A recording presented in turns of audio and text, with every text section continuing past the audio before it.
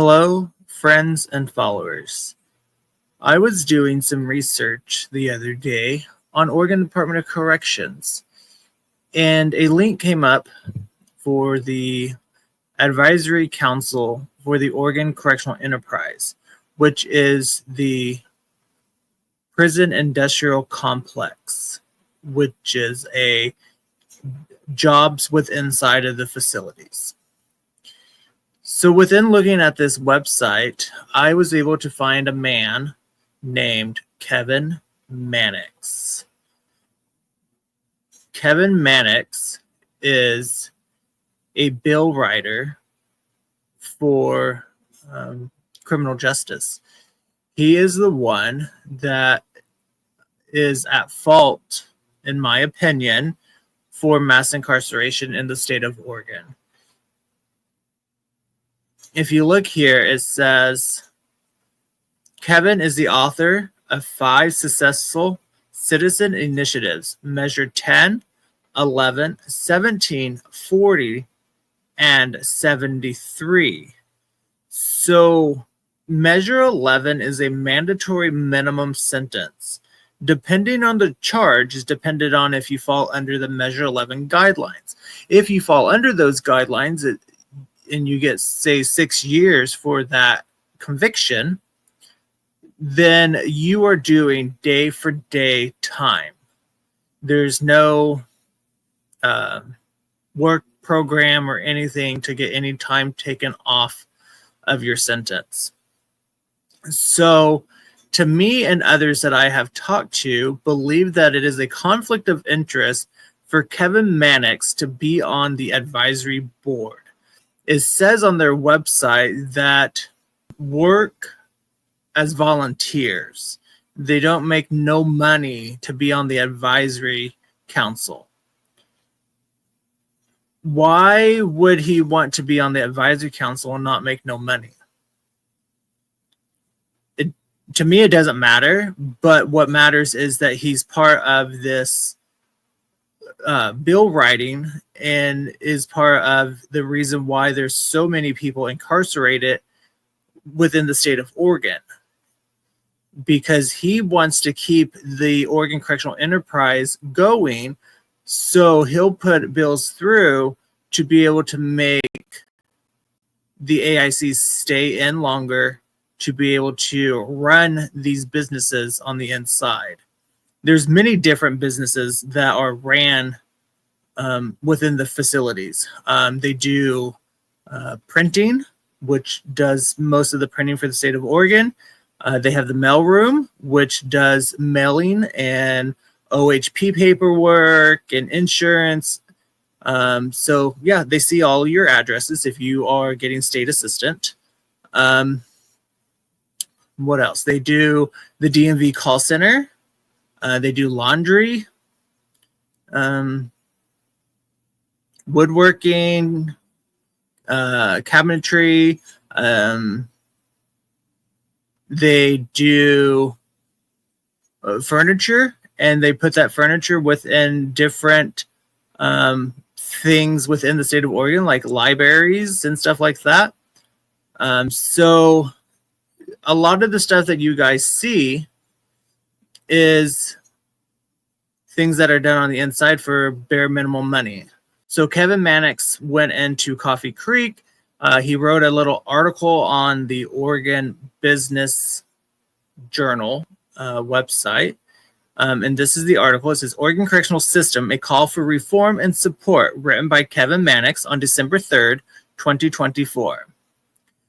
As your representative and longtime advocate for public safety, I recently had the opportunity to visit Coffee Creek Correctional Facility and meet with the Association of Oregon Correctional Enterprise, AOCE. These experiences have reinforced my belief in the critical role our correctional facilities play in maintaining public safety and rehabilitating offenders. However, they have also highlighted urgent issues that demand our immediate attention. Well, there's been issues within DOC for many, many years, and if not, probably decades. Why is he saying this now? Why hasn't he thought of doing it before? Who knows? During my visit to Coffee Creek, I witnessed firsthand the challenges faced by both staff and inmates. And there we go. He likes to use the word inmate. The Oregon has changed from using inmates to adults in custody, AICs. But Kevin Mannix decides that he's going to keep them as inmates because he wants them to be locked up so that he can make money, in my opinion. Staff morale is at an all-time low with widespread turnover threatening the facility's stability. This affects the dedicated professionals working tirelessly to keep our communities safe and the inmates under state care. The facility is grappling with frequent lockdowns occurring up to 3 times a week, which severely restricts inmates' movement and access to essential programs. This approach contradicts the very mission of the Oregon Department of Corrections, which aims to rehabilitate rather than merely warehouse inmates. That is another lie, Kevin Mannix. They do not have rehabilitation. They offer, okay, let's say this. They offer some college, but you have to meet certain criteria to be able to get into these college programs. You don't meet the criteria, you can't get into it. The only other program that they really offer is NA and AA, and then, religious services, but nothing of value. So it is warehousing adults in custody and using them as slave labor because you guys pay them bare minimum to do state jobs within OCE or on the street jobs. They do some state ones. The call center is for DMV. So when you think that you're calling DMV, you're possibly talking to an AIC either at Coffee Creek or one at OSCI. They don't let you know that, though. It is clear to me that we must focus on the following in order to make our justice system more fair. Staff support and retention. We must prioritize enhancing hiring practices and improving retention rates. This includes considering the rehiring of retirees on part-time basis to alleviate staffing shortages. Training and career advancement, it's crucial to return to having the Department of Public Safety standards and training provided comprehensive training to state correctional officers, ensuring they are paid during this period. Additionally, we should explore creating a path for correctional officers to gain expanded authority within facility grounds, enhancing their ability to maintain order and safety. This here is kind of concerning because to me it sounds like he's wanting to give staff more authority to be able to do certain things that they don't have now. So it's like, what is it that he's wanting to give them? Overtime management. We need to implement strategies to reduce the overtime burden on our correctional staff, which contributes to burnout and turnover. The key element are hiring more staff and making pay and benefits commensurate with compensation at local correctional facilities.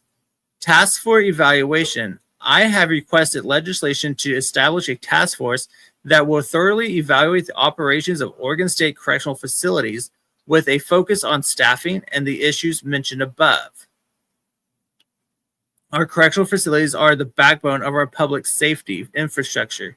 They play a crucial role in keeping our communities safe by ensuring offenders serve their sentence and receive the rehabilitation they need to reintegrate into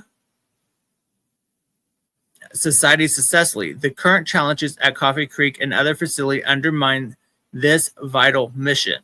So there again, he mentions rehabilitation. Well, if he did some research or talked to some of the adults in custody, they would possibly, in my opinion, tell him there is no such thing as rehabilitation in the facilities.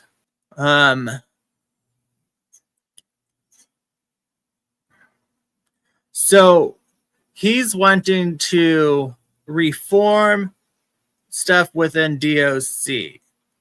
But if he wanted reform, he would reform Measure 11, which is the mandatory minimum sentence, which is part of the mass incarceration due to the fact that you don't get no time off of your sentence. They rather you go in, and if you qualify, do this job through OCE so that they don't have to pay employees on the streets to do said jobs, like the DMV job. It's like, come on. If you guys pay these people better, maybe it'd be a different story. But they get maybe between both pays maybe $3-4 a day. I know there are states that don't get paid for their work, which is also uncalled for. You're gonna have me working, you should pay me to do the work. But I believe Kevin Mannix needs to be removed off of this advisory council. I would like to thank you for watching this video. Please like, follow, and share. The more people that get to know what's actually going on within the facilities, the better. Because we do have those that think that advocating for criminals, as they call them, is not right. So thank you for watching, and hope to see you in the next one.